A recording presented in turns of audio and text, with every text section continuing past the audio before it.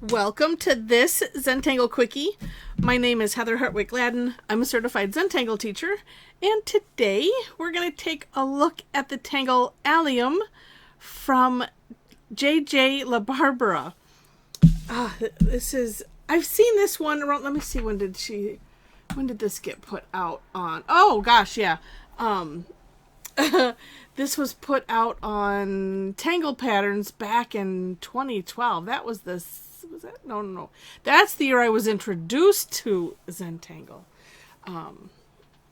It was 2015 that Mom and I got certified. So I've seen this one, and for whatever reason, I hadn't played with it until now. It just struck me, and so here we are. So this is a neat one. And you have to go and take a look at the For More Inspiration link. I'm going to put both links in, one to Tangle Patterns and then one directly to JJ's blog. That way it's easier. But since I found it on Tangle Patterns, I want to link to there. If you are not a subscriber to Tangle Patterns, make sure to do that. It's more than worth the cost because the cost is free. You can support her. There are ways. Every year, just by the way, she puts out a guide, and it has all of the thumbnails that she creates that, about this size, right? In a booklet form, in numerical alphabetical order. And it's a downloadable. And what's neat is if you click on it on the item, if you're looking at it on your computer, it will take you right to the step out, which that's a lot of work because I've done a little bit of that to do it. Well, she's just adding to it, but you're thinking, that's almost 300 additional tangles a year. So support her. I forget how much that is. It's in the books section, but every year she updates it. And it's nice, and it's nice to support her. You can always throw her some extra, too. I do try to do that because I use her site quite a bit. So, all right, on to Allium. So, it starts off with just a little, it's kind of a straight line or kind of a very squashed dot wherever you want the center of this to be. And then, I was looking at it kind of like a seed shape, maybe with a little flare on either end. But I'm going to start with just a seed shape sort of for now. Because here you can kind of come in with a little bit of an S shape. But what we're going to do is essentially aura it. Or actually I was trying to do it with the thicker pen right away. But because I want these fine ends, I decided not to. Well, although what I ended up doing was, here, I'll show you. Why tell you when I can show you? And then we fill it in. So, and like I say, you don't have to aura. You could just, keep going over it until it's thick. And then we're going to continue to do that. And it goes as big as you want. So, same shape-ish. But you see how those ends are kind of dull. But let's... See, in this one, I don't have to necessarily aura it. Depends on how thick you want these. And then, of course, because it's fill in, you can adjust it however you want with, course correct.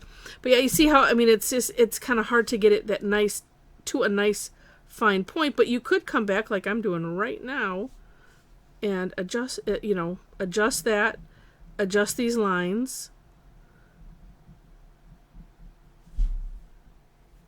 And then, I'm going to do it again. I didn't want that to be so pointy there, but there we go. So you're just going to continue to do this to get the size that you want.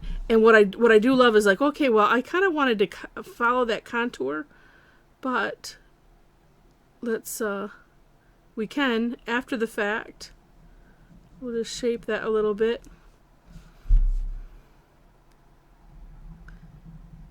I'll do just this one more. And see, I'm not necessarily doing it real heavy. I am gonna go over it with the graphic one.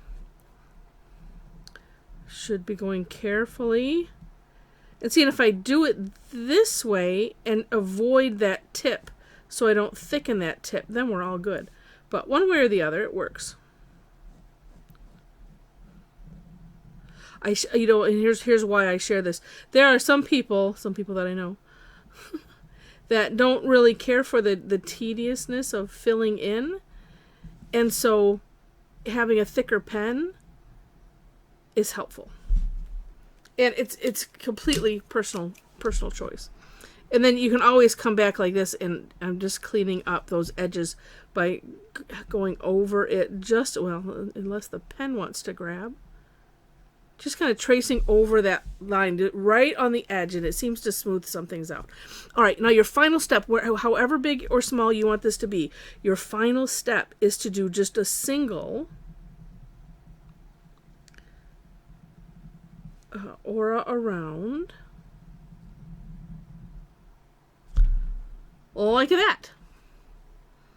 That's it. And then you can just, put them on the page. I really like what I did on my version of the step out, so I'm going to continue to do that. I'm going to do some smaller ones here, kind of at an angle.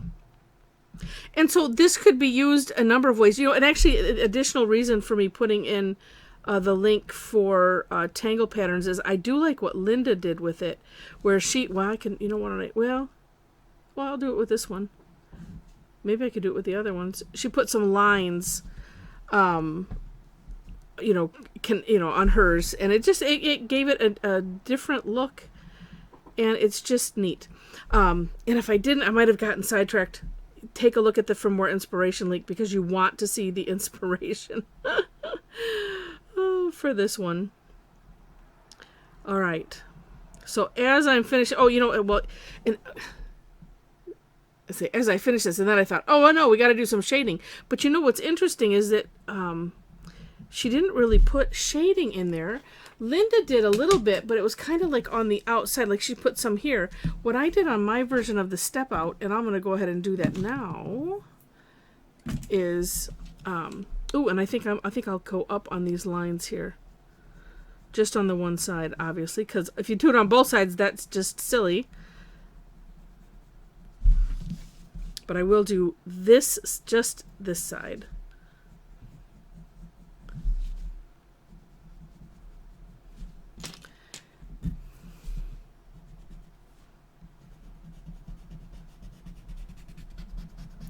And I'm going to go around all of the ones that I make.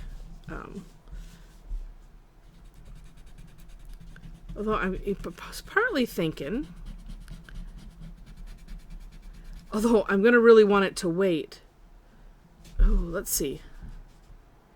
I'm going to wait. I'm going to do some of these other ones, and then I have another idea of maybe what to do on the inside. But like I said, it's such a neat tangle, and you could use it however you want, like as a fill-in or a little accent. And when you look at the Tangle Patterns link, you will see how JJ used it in hers, and it's just rather neat. All right. Well, while I am doing these, and I may pause and finish them so that way I can come back and share with you what I'm thinking. If you are enjoying this, would love it if you click the like button. If you liked it enough to see more, would love to have you be a subscriber to the channel, so you can go ahead and click the subscribe button while you're clicking things. In the description section, that's where I have links to the step outs. I always do my own version, and then link to the creator of the Tangle. So you will find those there. And ways to connect with me, if you wish.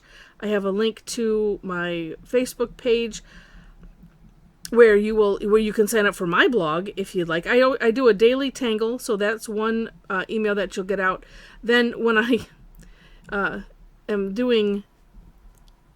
when I send out recaps for the free classes that I put on, well, and actually for all the classes, because I have been putting recaps to the paid classes, but you know, it'll have a link, you know, you'll see the screenshots, people's work. It'll have a link on there if you wish to purchase the replays, then you can. And it's just, you know, it's really nice to just share the work that everybody has done. And that way too, you can say, well, do I want to take that class? I don't know.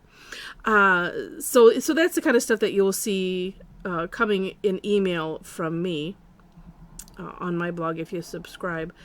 I also have a link to our amazing Tangle Addicts community Facebook group. So if you would like to be part of the conversation, we would love to share and, you know, see what you do and just you know, sharing the fun of Zentangle. There are, I think, I have 4 questions. There's questions there that you have to answer in order to gain entry, just so you know. And like I said, yeah, we'd love to have you. Let's see, what else do I usually let you know about? Well, classes, you can find those on my website as well.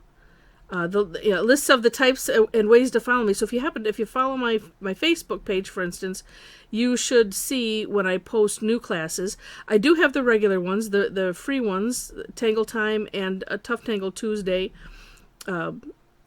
Those are, well, Tangle Time is always on a Thursday, unless I have some kind of a weird schedule change, and then I do let everybody know. I let everyone know verbally when I know, but then I don't make a change on the schedule until like the week of, because I have messed people up, but I don't like to confuse people. But we've had this schedule going for quite some time, and it works. And I do 2 sessions, same content. So we would do something like this, where we would take a tangle, and I think I'm gonna, since I was doing these ones, I'm just gonna, we'll make them a little curvy.